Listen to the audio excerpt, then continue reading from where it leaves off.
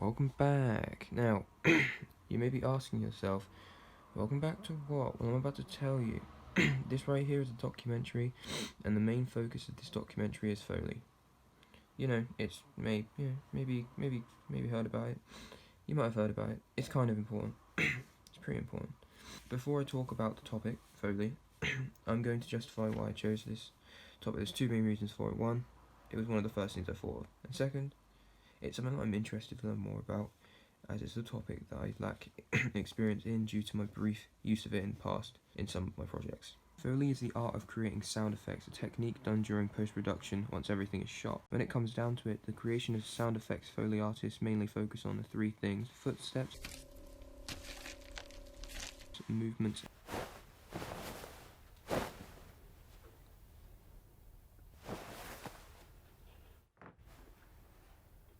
and props.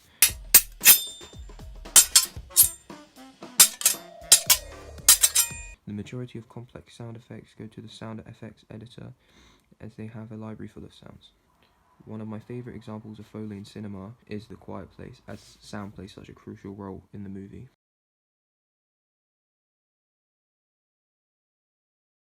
Foley was originally used for adding sound effects to live broadcasts of radio dramas in the early 1920s. In this era, someone would have to create the sound effects as the broadcast is live, as the recording at the time weren't sufficient quality. Jack Foley, who I will get to talk about more later, started to work with Universal Studios in 1914 during the silent movie era. During this time, a movie was released by Warner Studios called The Jazz Singer.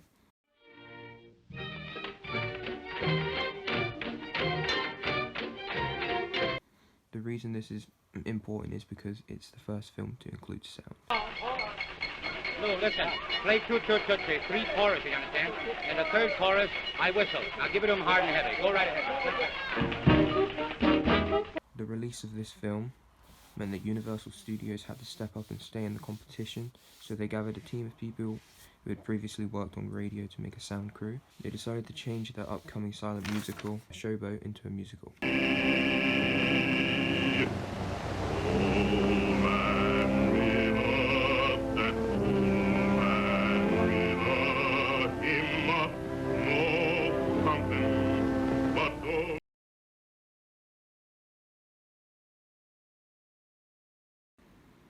When it comes to key people I wanted to mention, I was obviously going to talk about Jack Foley, but I wasn't sure who else I was going to bring up in this section. The other people I have decided to include were Foley artists that kept popping up in various videos while doing research. The other two artists in question are Ben Burtt and Gary Hecker.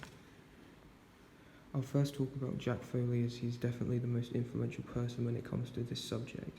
Jack Foley is he began by making sound effects for radio broadcasts and moving on to videos later on.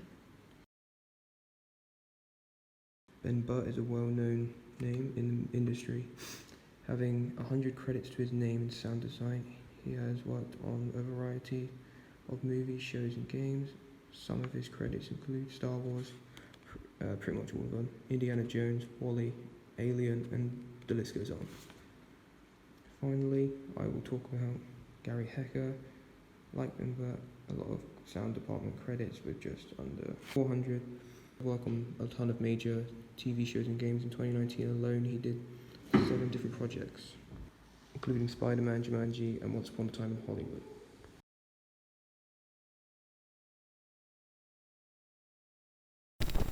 Technology, without a doubt, has improved over time, but when it comes to creating and editing sound effects, the main improvements include recording development, as this has allowed for the creation and editing of different sounds to be a more efficient process. This newer equipment allows for the quality of the sounds to be much better and more fluid with what's happening on screen. With various tech improvements over time, we don't have to rely on old methods of creating sound effects. Instead of having to record everything on a single track audio, we can now have multiple, allowing us to have a better workflow.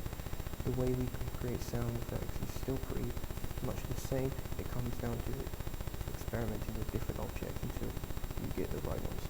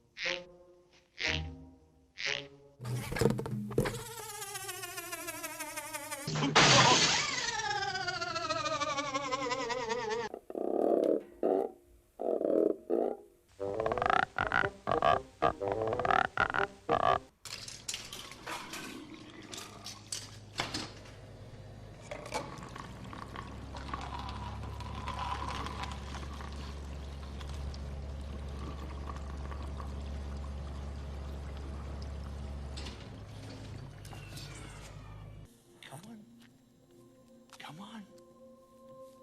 Come on, little one. Come on.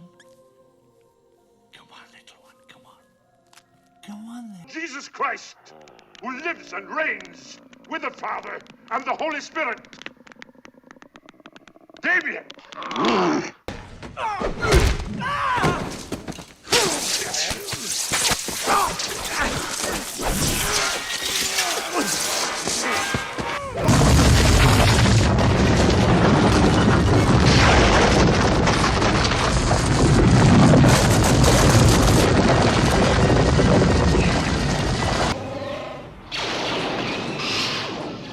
Wonderful girl!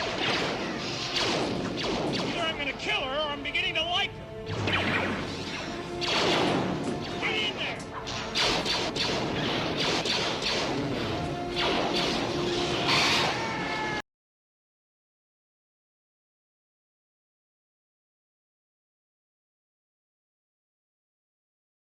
I think the hardest part of creating Foley sound effects is trying to think outside of what is normal for a sound, because just because on a punch or a slap sounds like that in real life, it doesn't make for very kind of entertaining viewing or listening. So I think it's thinking outside the box, as much as I hate that term, of what is going to sound good to an audience, not necessarily what sounds realistic.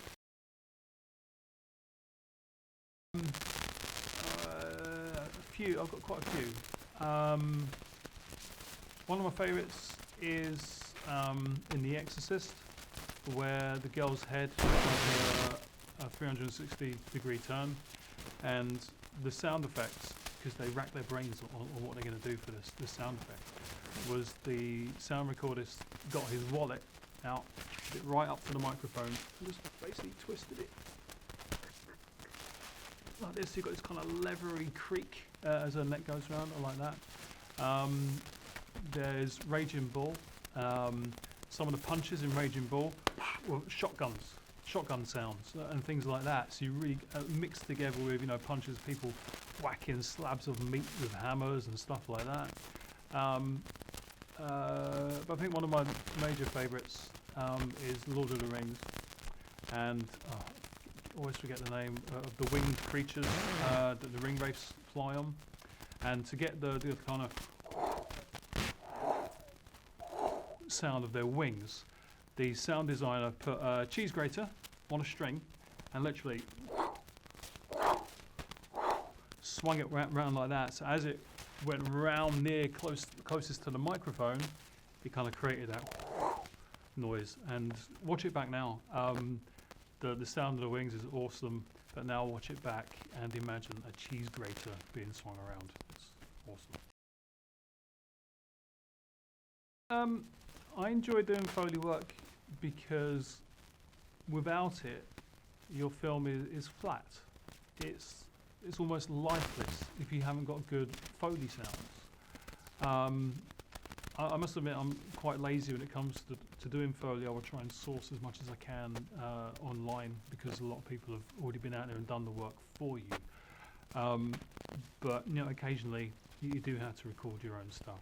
But yeah, I enjoy it because it really kind of gets your brain thinking about not necessarily what the actual thing sounds like, but what is going to sound better to an audience. I'm not sure if I've ever been particularly creative making a sound effect, but in sort of recent years, one I've been the most happy with. It's from a little short I made for the college, actually, as a teaching resource. and there's just one shot in it where a small bottle of cleaning fluid is dropped and the liquid goes backwards and forwards, and I probably spent about 2.5 to 3 hours trying to perfect this sound of this fluid going backwards and forwards in there, and I just painstakingly kind of went over that again and again and again like it was the most important aspect of the film. But you know, it was just a combination of different sounds that I found as opposed to create myself. Going back to that previous statement, Foley is important because without it, your film looks terrible. Yeah, if that makes sense. Your film is flat, it's lifeless, it's soulless if it hasn't got good sound. And Foley and sound design can make or break your film. There's a film by Darren Aronofsky called Pi, and the cinematographer on that, Matthew Libatique, I think it was very kind of new to the game. They were shooting on a low budget, they had no lights, they had no kind of technology to work with, and a lot of that film is really underexposed and grainy and you can barely see what's going on. But the sound design is so good that you overlook the fact that it looks terrible. And sound has that strength to it, that it can salvage, you know, a visually unappealing movie just by, you know, making good sounds and selling an idea to an audience that perhaps you can't see.